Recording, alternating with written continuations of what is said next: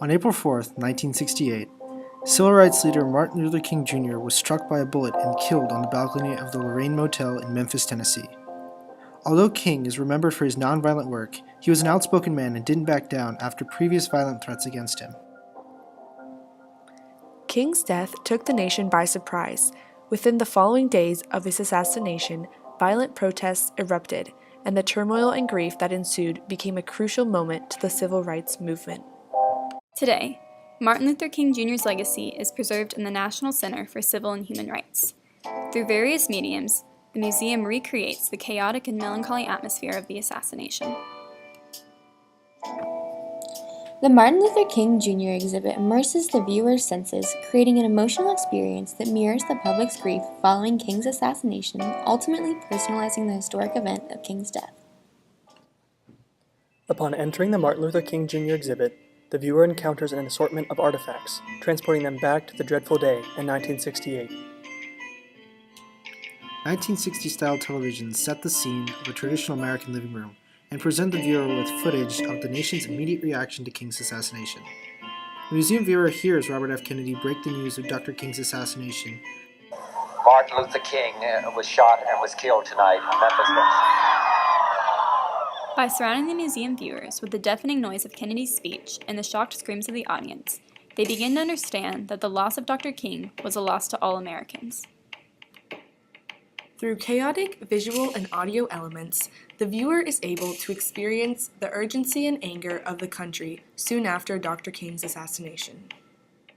As the visitors move away from the cacophony of the bottom floor, they are met by a large set of steps that wrap around the upper level. Along the walls, images of the aftermath of King's assassination accompany the viewer as they ascend the steps to the upper landing.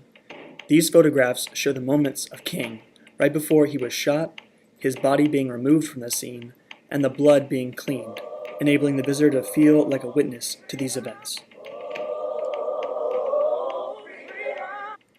The exhibit transitions from darkness to light, representing a shift away from the rage that gripped King's supporters and towards the positive remembrance of King's life.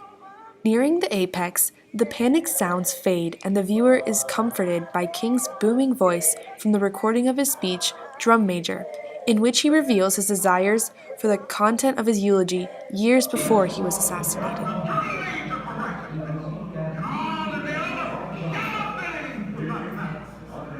The ambiance on the top floor is calm, allowing the viewer to share in the grief of the nation as they process the loss of a leader who brought light in times of darkness.